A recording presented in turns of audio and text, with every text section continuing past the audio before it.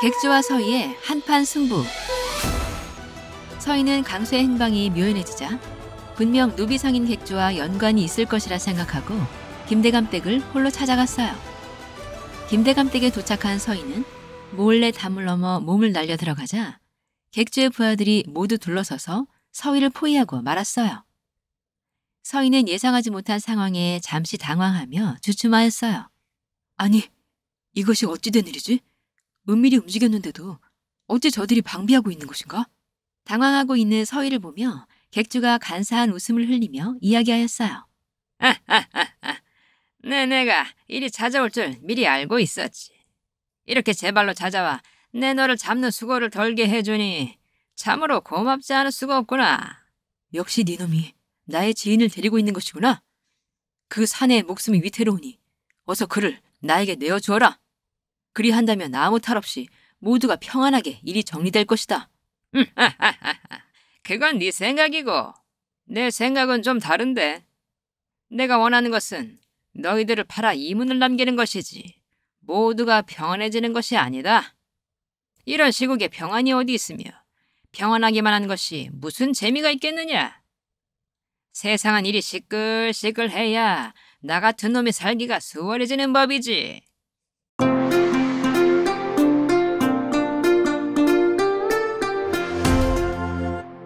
객주가 강쇠를 내어줄 리 없다고 생각한 서희는 자신의 검을 꺼내 들고서 외쳤어요.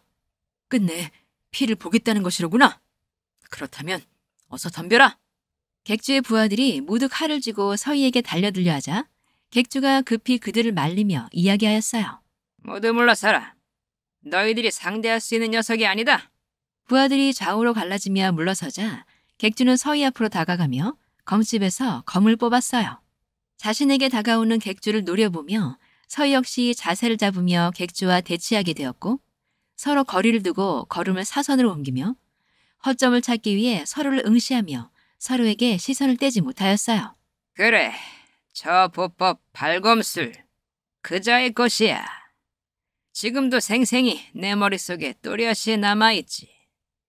최엽, 그의 무예를 얼마나 흉내낼 수 있는지 어디 한번 볼까? 그만 나불대고 어서 덤비거라.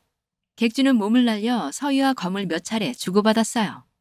한동안 객주가 무섭게 서희를 몰아붙이며 맹공을 가하였고 서희는 그때마다 아슬아슬하게 피하거나 검으로 대받아 객주의 공격을 무마시켰어요.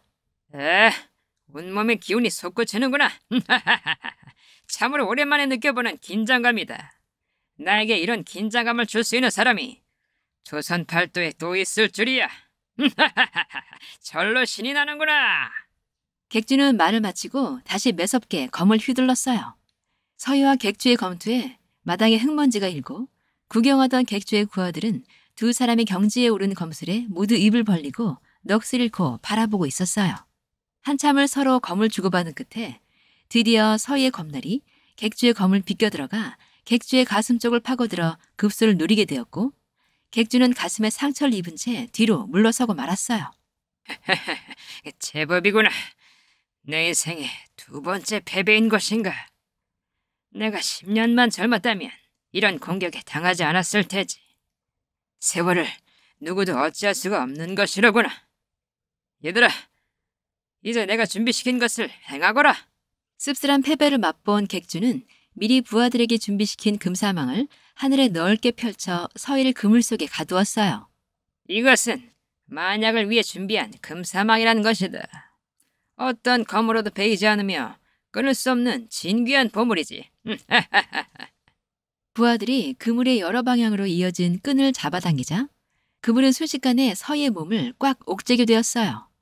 그물에 갇힌 서희가 소리쳤어요. 이 사악한 놈, 이것이 무슨 야비한 짓이냐? 무사로서 최소한의 자존심도 없는 것이냐? 자존심? 그게 어디다 팔 수 있는 것이냐? 나에게 애초에 그런 알량한 것은 있지도 않았단다, 애송이 녀석아. 세상은 오직 살아남은 자만이 강한 것이란다. 일단 한숨 푹 자거라. 객주는 그물에 갇혀 꼼짝 못하는 서희에게 다가가 검의 손잡이로 뒷목을 내리쳐 기절시켰어요. 객주 어르신, 이놈을 어찌할까쇼? 저놈과 뱀에 물린 놈을 술에 실어라. 저놈을 팔아 크게 이문을 남길 수 있는 곳을 내가 알고 있다. 어디 말씀이십니까요?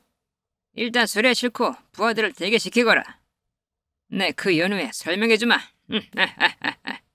객주는 말을 마치고 자신의 거처로 사라졌어요. 명색교 교단으로 들어와 신도가 된 미호는 자신의 방에서 밤을 보내고 있었어요. 오늘까지만 잠자코 있다가 내일 날이 밝으면 옥녀를 만나 함께 이곳을 빠져나가야겠다. 그렇게 생각을 마친 미호가 잠자리에 들어 잠이 살짝 들었을 무렵 갑자기 한 여인의 비명소리가 길게 들려왔어요. 그 소리에 잠에서 번쩍 깬 미호는 생각하였어요. 비명소리에 음기가 가득하구나. 이것은 분명 옥녀의 비명소리다. 이리 된 이상 이제 가만히 기다리고만 있을 수가 없겠구나. 미호는 자신의 방을 몰래 나가 소리가 들린 곳으로 조심스럽게 몸을 움직였어요. 조금 시간이 지나자 명색교의 호위 선녀들이 급히 어수선하게 움직이는 모습이 보였고 미호는 더욱 몸을 숨기고 천천히 접근하여 상황을 살폈어요. 호위 선녀들이 교주의 시신을 옮기고 옥녀를 끌고 어디론가 향하자 미호는 은밀하게 그 뒤를 밟았어요. 호위 선녀들은 문제를 일으킨 신도들을 감금시켜 놓는 감옥에 옥녀를 가두고 옥에 자물쇠를 채웠어요. 감옥 안에는 그동안 교단에서 탈출을 시도하거나 작업량을 채우지 못해 끌려온 다른 신도들의 모습도 보였어요. 이보시오, 선녀님들.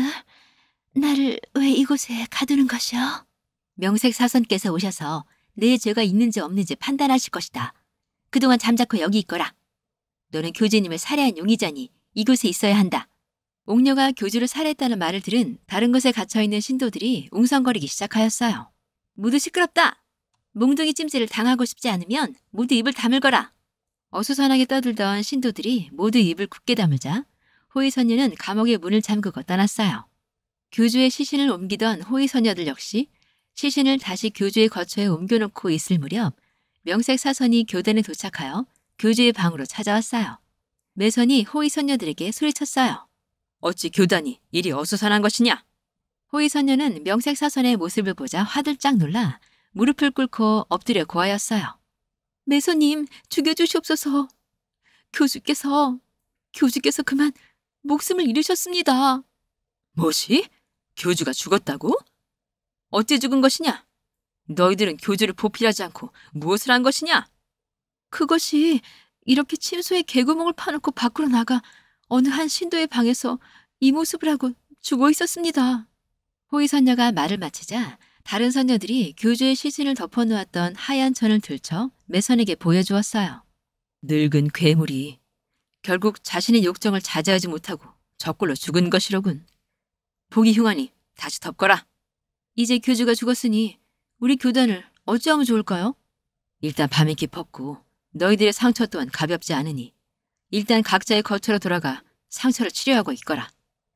내일 날이 밝으면 그 신도를 불러내 추궁한 뒤 차차 교단의 앞일에 대해서도 결정할 것이다. 서인은 노비상인 객주에게 붙잡히게 되었고 옥녀 또한 감옥에 갇히게 되었네요. 몰려드는 여진족들 앞에 조선의 운명처럼 우리 강세와 옥녀의 앞날이 어찌 될지 한치 앞도 알 수가 없는 지경이네요.